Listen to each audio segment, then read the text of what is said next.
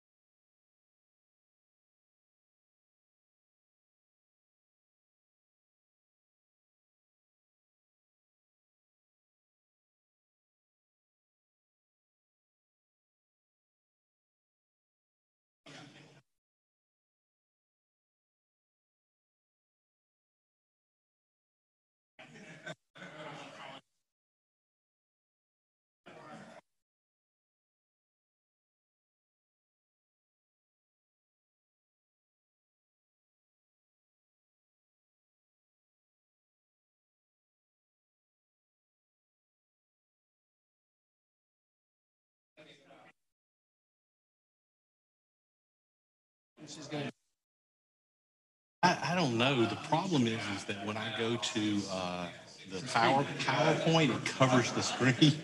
So I'm gonna have to pop back and forth. So, let them in? Huh? You have to go back to let them in? Yeah, I have to stop sharing, I think. Is there anything I can do? Yeah, you can sit here and do you know how to use Zoom? Do I know how to do what? Do Zoom? Sort of. Okay, so what I'm going to do is this. I'm going to share the screen, which pulls the PowerPoint here.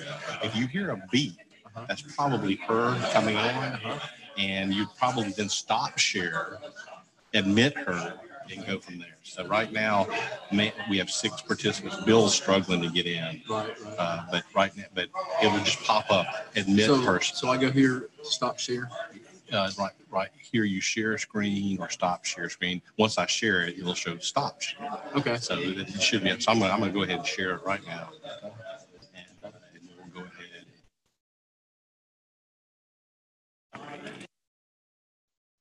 Here, so you hit share if you're a dean and you need to let somebody in. Okay. But I'm going to go ahead. Okay. I'll be mine. Here's my. I'm going to advance. I can advance the slide myself here. Okay. So I should be able to.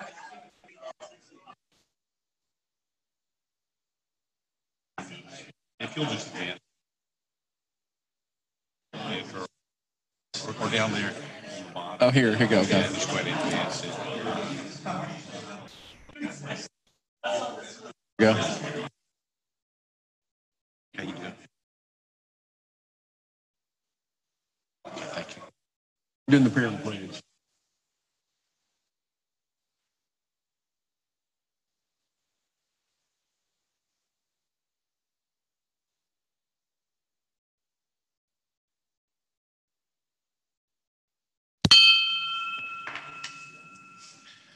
Welcome to the sunrise, everybody. Just see if you can admit. You might not even have to stop.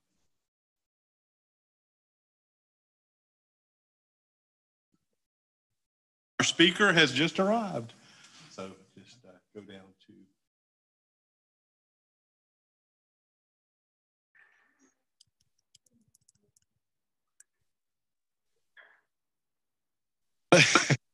Well, welcome to the sunrise, everyone. Those of you here remotely and those of you here live, we're glad that you can be here.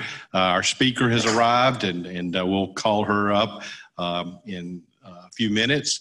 But let's start off with the prayer and the pledge, and Brent is going to lead that. He's going to be behind the microphone and lead us on the prayer and pledge. Go ahead, Brent. Lord, we just want to thank you this morning for allowing us to come together. We pray for blessings upon this club, upon the city and our area. We pray especially for our country right now. We pray for your guidance. We pray for safety and all our first responders, especially the police and firemen. We just pray that you will guide us, help us to be light in this community. Be with us through this day. Use this food to nourish our body. In Christ's name I pray. Amen. Amen. Join me in the pledge. I pledge allegiance to the flag of the United States of America and to the republic for which it stands, one nation, under God, indivisible, with liberty and justice for all. This morning, we're going to, just to go over the agenda, we're going to be feeding the pig, but before we do that, I have a nice little spotlight of one of our members. We'll go over the Vestavia Hills Mentorship Program. Will's going to introduce us to the ability to, after the meeting, be able to see the video from our meetings if you happen to miss the meeting or want to have a recording of that. But let's start off with the member spotlight for the day.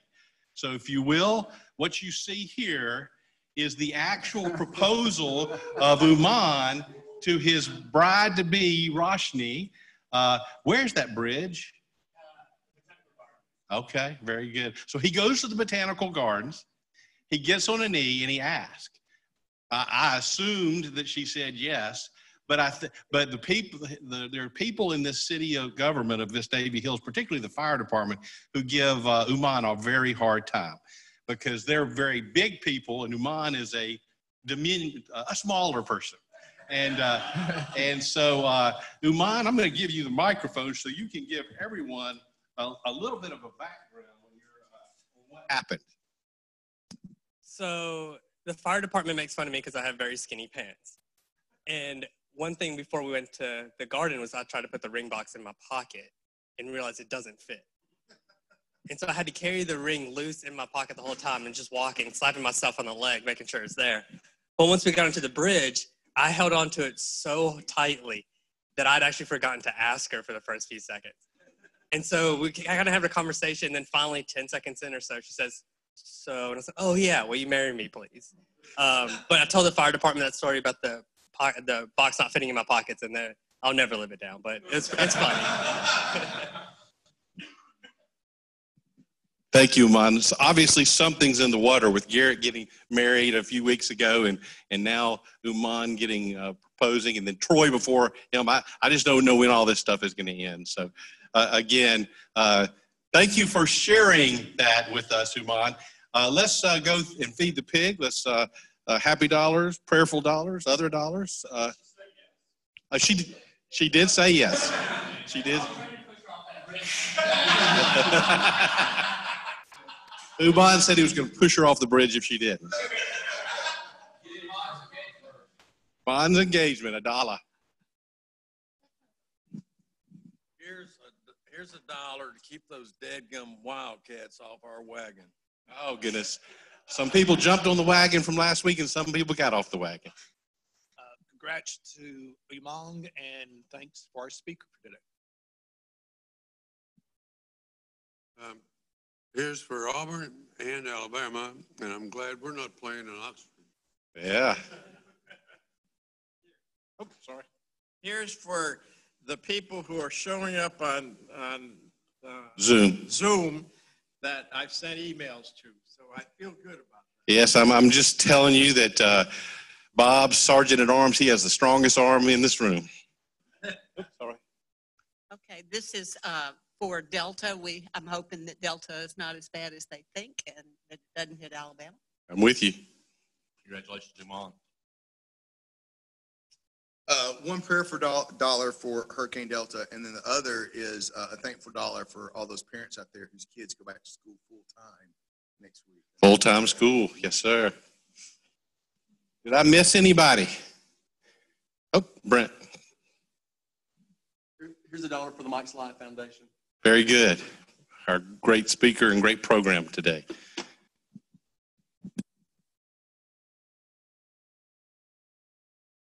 Again, thank you very much. Just a few reminders. If you'll, Brent, advance the slide to the next Beyond Uman.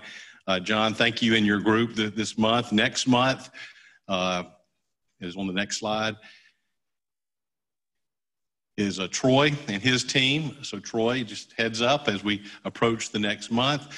Some updates on what's coming to keep you focused. On the next slide. Oh, I'm sorry, birthdays. And Bill, I don't know if Bill joined us or not. He was struggling getting his connection, and I know that his audio was compromised. But again, Bill, happy birthday earlier this month, and Greg and Ted, happy birthday as we get into the month. And then again, just some important dates. Next week, we do not meet here. We have a board meeting via Zoom. And we'll end the month with David Bullard from Piggly Wiggly, Jim St. John from Jefferson County EMA, and then we'll have on the 5th a quarterly club business meeting that we talked about, trying to keep ourselves focused on all of our service projects and what we have going on. So keep those dates in mind. So today's program, first of all, I want to share an email that I got from Lee Weinman, our district governor, and a lot of clubs across the district are trying to do hybrid clubs similar to hybrid meetings, similar to what we're doing. Some, I can't say we've been flawless, but some are having even more troubles than we're having with that hybrid approach. And so he's asking for some technical volunteers across the district to help clubs. So if you do have that ability and you'd like to volunteer in a very mild way, if you will, then please keep that in mind and let me know so I can get that back to Lee. Also, just a reminder, we've talked about it before, but our Vestavia Hills High School mentorship program, previously touted as the Academy of Craft Training, which is a lot broader now. I've sent out a call for volunteers for you to, if you have expertise in particular areas or you have a vocation in certain areas, please respond to the Sign Up Genius. I'm going to try to bring that to closure in another week. I sent out emails. Everybody should have gotten those emails. And if you haven't volunteered and you'd like to, please do so. Sign up. And I got a call from Vestavia Hills High School yesterday that has invited me to serve on their Career and Technical Education Advisory Committee. So they're actually institutionalizing the Vestavia Hills Rotary Club's mentorship program. So please be aware of that. And if you didn't get the email or you deleted it and can't find it or whatever, all you got to do is call me. I just try to make it easy with the Sign Up Genius. So over the next week, please consider whether you want to participate. Mentorship does not necessarily mean a big brother, big sister relationship. It means coming and speaking, participating in their programming, sharing your knowledge with the high school and some of those high school students. I would like to invite Will to come up here so you can be by the microphone and talk a little bit about what we've done as far as recording the meetings, where you can get credit if you have to miss the meeting, or if you just want to keep in touch with what's going on, you have to not, or you have a problem attending. So, Will? So Bob sent out an email a couple of days ago to a bunch of people that's got some links in it. One of them is to YouTube. Please ignore that link. That was my mistake. It doesn't take you anywhere. But after today's meeting, I'm going to send out an email that's got the link to today's video in it, and also a link to the playlist where you can see all the videos that we've recorded. We've got 3 already up there, and this will be the 4th one up there. And if you watch one and you have missed one of those meetings, let Jason know, and he can mark you for attendance. We'll do that going forward. We'll email this out every week for a while until everybody gets used to it and comfortable with where they can find it, and we'll just take it from there. Thank you, Will. I appreciate it. We're honored today to have as our speaker Anna Slive Harwood with the Mike Slive Foundation. I'm going to read a little bit of her bio to introduce her, and I know she has joined us remotely. I can see she's on the screen. She's unmuted herself. So, Anna, you're when you speak, you're going to be speaking to the entire room. You're on a speaker system, so your audio should be very good. But Anna's position as executive director of the Mike Slive Foundation marries her background and experience with college sports and her love and respect for her father, Mike Slive. Appointed in 2019 as the foundation's first executive director, Anna serves with an incredible board of directors, building the foundation to someday become the global leader in the fight to eradicate prostate cancer. Previously, Anna served as the board president of the foundation, helping to run the day-to-day operations. She transitioned most recently from her role as vice president at the Colonnade Group. Prior to that, she was a director of marketing at IMG College. In 2007, she served as the executive director of the Atlanta Local Organizing Committee for the Division I NCAA Men's Final Four. A job with the Georgia Tech Athletic Association brought her to Atlanta in 2004 after she completed her master's degree at the University of Massachusetts. Anna's corporate experience includes marketing and advertising at both Arthur Andersen and Leo Burnett in Chicago. She is a graduate of Northwestern University. In her free time, Anna loves to cook, travel, and spend time with her husband, Judd Harwood, and their 7-year-old daughter, Abigail Slive Harwood. Let's give a warm welcome remotely for Anna Slive Harwood. Thank you so much. Can you guys hear me okay and see me? Is that everything good there? We can hear you loud and clear. Okay. I got a little echo on mine, but I'll try to ignore it. Thank you, and Jeff, for this opportunity this morning to be with you. I'm sorry that I couldn't be there in person, but as some of you said, I heard someone say they were putting $1 for having kids in school. My daughter is back to school in person as well. We're keeping our bubble very, very small as we navigate these COVID. But I'm honored to be with you this morning, and this would have really been right up my father's alley as I was thinking about your name. First of all, I'm very proud his state president for all the years he lived in Birmingham, and he was up before the sun every single morning. If any of you knew him, you'd always find him in the office probably before 6 in the morning. Some days over at Salem's Diner grabbing a quick bite on his way in. This morning, I have the privilege of talking to you about something that is near and dear to my heart, and that is the Mike Slive Foundation for prostate cancer research, where our mission to save lives by funding research and raising awareness of prostate cancer. My father, Mike Slive, SEC commissioner, was diagnosed with prostate cancer in 1996 when we were living in Chicago. He was then the commissioner of Conference USA. And it wasn't until 2014 that my father's prostate cancer had metastasized to his spine. Sorry, just technical difficulties here. He went through it all: surgery, radiation, chemotherapy, and I was with him for every doctor's appointment and every hospital stay. And I think one of the things that a lot of people talk about when you're dealing with cancer is it doesn't just affect the one person going through it, it affects the entire family. If you had asked my dad what his legacy would have been when he retired, he probably would have talked about how he loved to help the SEC grow into the national presence it became under his leadership, or creating the SEC network.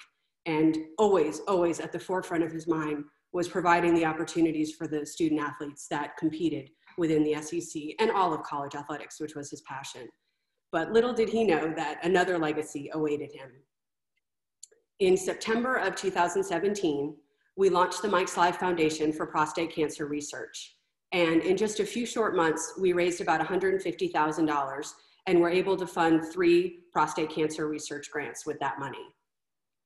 My father passed away unexpectedly in May of 2018, but I'm so grateful that he was able to see some of the early success that we had with the Mike Slive Foundation. I think he knew, as I did, that we had and still have a tremendous opportunity for growth. And for any of you who knew my father, he was a very humble man and a very kind person. So it wouldn't surprise you at all that what he said when we got going with the foundation was he was doing this because he didn't want another man to ever have to go through all that he went through in his fight against this pervasive disease. We have been fortunate to have support from so many in our community since our founding in 2017 by Birmingham attorney Ed Meyerson and my father. As we talked about a little bit in my introduction, we have a board of directors comprised of local and civic leaders who have been a tremendous force in helping us grow. And now we do have 2 full-time employees, which I'm very excited about. But what I tell people all the time is we're very much like a startup company. The world headquarters of the Mike Slive Foundation is my dining room table. We started this, on the backs of people that just wanted to do it for love of the game, that believed in the cause and that believed in my dad or knew and loved my dad and wanted to give back to him or to the cause. And because so many have been affected by prostate cancer.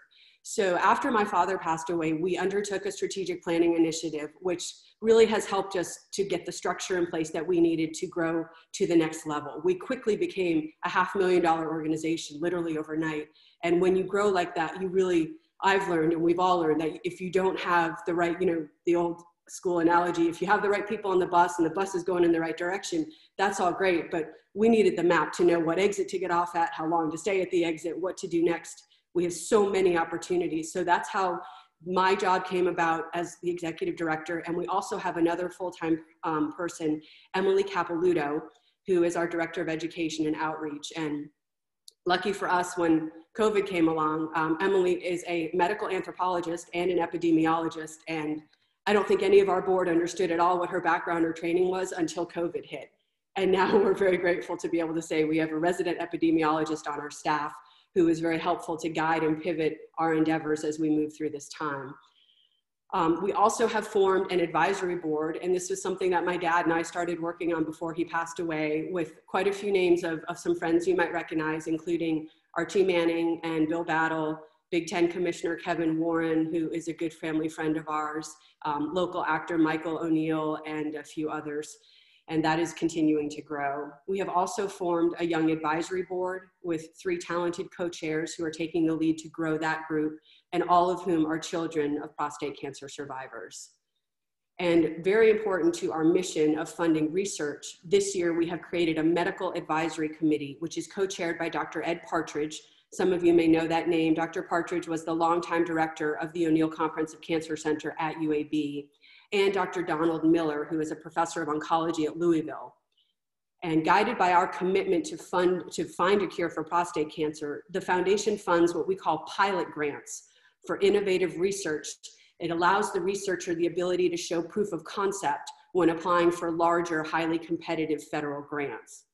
In 2019, we expanded the reach of our grant initiative to 10 additional states in the Southeast and have plans to expand nationwide in the coming years. We use using a peer review process designed after the National Institute of Health's model. Our medical advisory committee reviews all the grants we receive and then makes recommendations to our board of directors for which grants we should fund. In fact, our process just closed October 1st for this year's grants. We received 35 grant applications from 15 different institutions. So the medical advisory committee is very busy right now reviewing all of those grants. They'll make a recommendation to us, and then we will hopefully be able to fund, again, our part of the sequence of what we do is the timing, but part of what we want to do is have our big fundraiser in November. With the money we raise at that, we'll be able to cut a check in December and fund hopefully at least 5 research grants this year. So we're just 3 years old. We had our 3rd birthday in September, and in 3 years, we have raised over $1.5 million to support our mission. As I mentioned, we have already funded 12 research grants, some within the state, and then this past year, we also funded several within the SEC footprint out of the state of Alabama. But we do have a very strong relationship with UAB and with Urology Centers of Alabama, both of who have been great partners of ours in our outreach, our education programs, and our research grant funding. And we will always partner with them, even if we are funding research outside of the state of Alabama. And we have also been very busy using some of those dollars to create programs such as the Men's Basketball Initiative Block Cancer. That was actually a program that we started here at UAB several years ago with just one basketball game. We used that game to raise awareness of prostate cancer. And that quickly grew to all of Conference USA wanting to do a block cancer game. And so we created these kits in a box where we would ship these school shooting shirts for the players, lapel pins and ties for the coach. The team picked a game, a home game. They made it their block cancer game. They had decals on the court. And we really used that opportunity to do what really is my dad's legacy, marrying his love of college sports, his reputation, his knowledge of it all, and all of his contacts with an opportunity to educate men and their families about prostate cancer. Because, you know, if you think about it this way, back before COVID hit, if you had 5 or 8 or 10,000 people sitting there at a home basketball game and you're putting messaging out there about prostate cancer and the coaches are talking about it and the kids are wearing the shirts, if we even have 10 or 50 or 100 or 1,000 of those men leave that game and go get checked, we're potentially saving all of those lives. And that's what that program is built on. And last year we had tremendous growth. We have over 30 schools now participating in block cancer. And we were also part of the Big 12 SEC Challenge. And so we had some national airtime on ESPN and had the coaches wearing that. So that has really helped us catapult our growth in what we're doing. We also do an annual run, a 5K run, as many nonprofits do, and it's always Father's Day weekend. This year, we pivoted very quickly and had that become a virtual run. And we set a goal of having 500 registered participants representing all 50 states. And I'm really proud to say that we hit our goal. We had 615 people participate, and we had one person at least from all 50 states. So that was a tremendous start and our entree into this whole virtual world as nonprofits now have all pivoted to do. And really, we're just gonna try to continue to grow those programs because, as you all know, while the coronavirus is still the health issue that's at the forefront of all of our minds, prostate cancer doesn't stop, and neither will we in our mission to end it. A couple of stats, these are things I talk about all the time when I'm sharing information. Prostate cancer is the second leading cause of cancer in men. A man dies of prostate cancer every 20 minutes. African-American men are twice as likely to die from prostate cancer as white men. And this one really a lot of people don't know, and I find this fascinating. Men who have 2 or more relatives that have a history of prostate cancer are nearly 4 times as likely to be diagnosed with it. Most people don't realize that while 1 in 8 women may get breast cancer, 1 in 9 men will get prostate cancer in his lifetime. So it's very hard for me to go too far without having a conversation with someone who has been affected by this disease just based on those numbers alone. But the good news is that for the vast majority of men who are diagnosed with prostate cancer, the 5-year survival rate is nearly 100%. And when caught early, many treatment options are available. And it is possible to live a long and otherwise healthy life with a prostate cancer diagnosis. And we all believe at the Mike Slive Foundation that we have a responsibility to take care of ourselves and our community. And we encourage you to learn more about your personal risk or someone in your life or loved one's personal risk of developing prostate cancer, and to have regular screenings and starting those conversations with your healthcare provider about when the right time to start the screening for you or for your loved one. And of course, we invite you to get involved with what we're doing at the foundation and our mission to improve the health and longevity of others. The first way that you guys can get involved, and hopefully the most easy and fun way, is next month on Thursday, November 12th, we're hosting our annual fundraiser, Beyond Blue, as a fully virtual event this year. Normally this event is in September, which is Prostate Cancer Awareness Month, but with COVID, we've had to pivot and adjust, as everyone has, and push this event back until November. So the election will be done. We'll have a pause and be able to take a breath there, and hopefully everyone will want to tune in and join us for this one. And of course, you can do it from the comfort of your own home. Our 2020 Beyond Blue honoree this year is one of our founding board members and longtime Birmingham resident and just an incredible, wonderful person, Charlie Perry. Some of you may know Charlie. And we have 2 incredible co-hosts. Laura Rutledge will again host our event. She's from the SEC Network and ESPN, for those of you that tune in on the weekends. And Mike Tirico, who is also a longtime sports announcer. He is now with NBC Sports. And they are going to virtually co-host this event this year.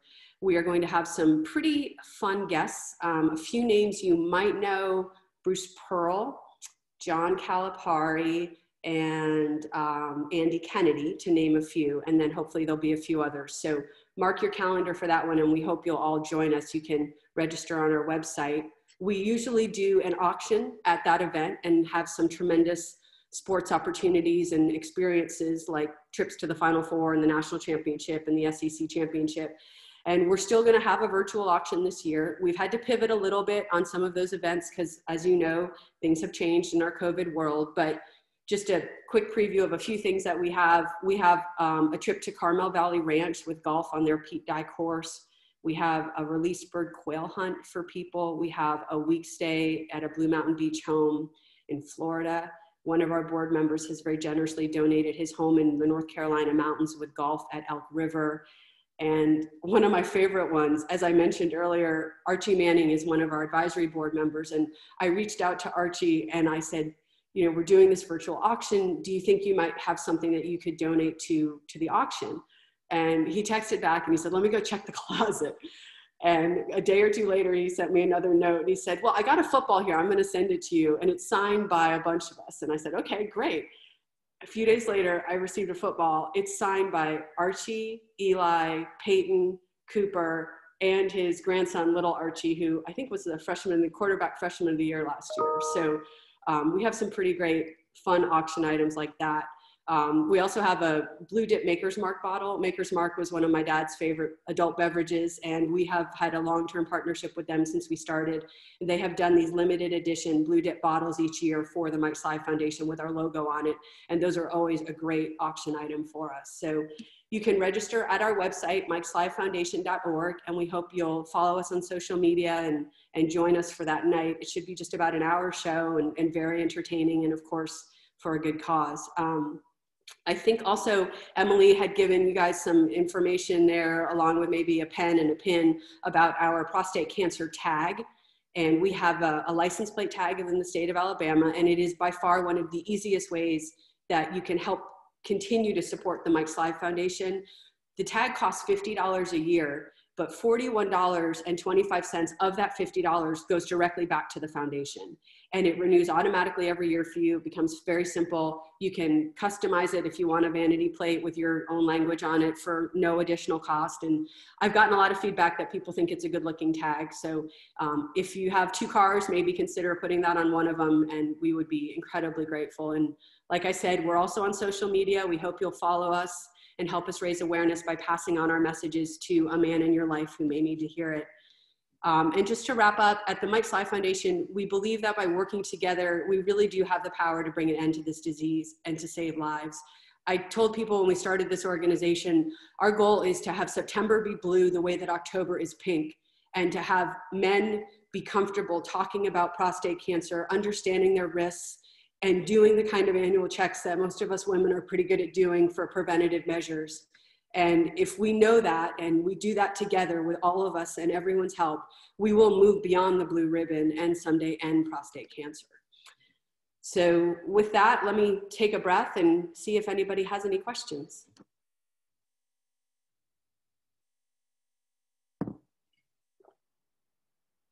And I have a microphone, and hopefully you can see the room, and I will entertain any questions, and we'll walk and carry the microphone to the questioner. You did not want, okay, over here, Greg Ruff. Hi, I'm a 22-year survivor, and I was part of the American Cancer Society's man-to-man program.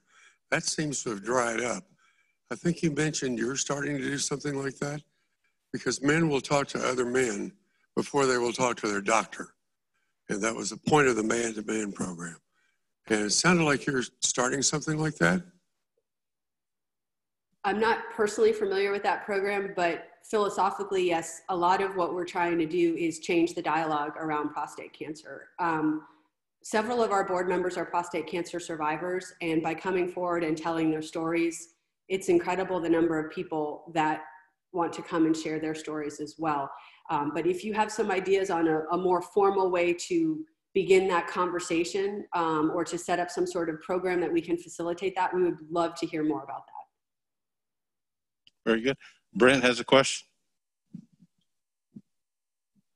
So I don't know if this is really a question, more of a comment. So I participated in the I Like Mike virtual 5K, and that was really cool. And glad to hear it was a success. And hope it can be live next year. But the 50 states participation was really cool. Well, I think no matter what we learned on that one is that we will always do that virtually, because there's absolutely no reason that we can't have all of these people across the country joining us in that race. And so next year, if we can get to a point where we all want to be together and run without a mask on, I think we could probably do a hybrid and do both. So we could get that great course that we had in Homewood. We tried to get the flattest 5K course possible in Birmingham, which is, for you runners, it's a challenge to find, but we'd love to have a hybrid and be able to do both. So thank you for participating. Sally has a question.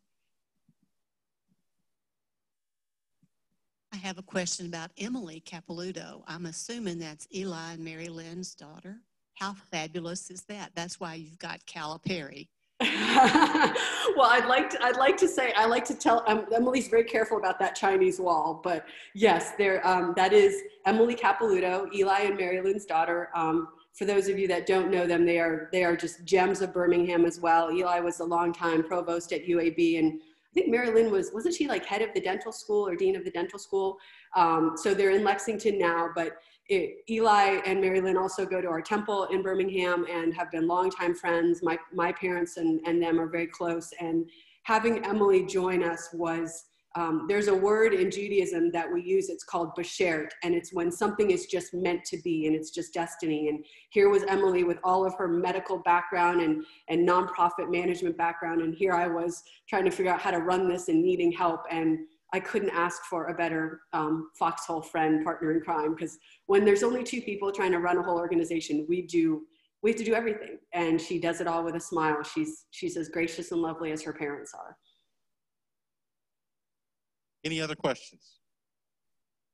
Anna, thank you for joining us in this remote way, and we look forward to engaging in the future with you, and congratulations for all your efforts. Let's give her a round of applause. Thank you so much for having me. Sorry I couldn't be there in person, but I really appreciate the opportunity, and I wish you all stay safe and healthy. Absolutely. So let's end the meeting. Brent's going to lead us with the four-way test. Think, say, or do. Is it the truth? Is it better to all concerned? Will it build goodwill and better friendships? Will it be beneficial to all concerned?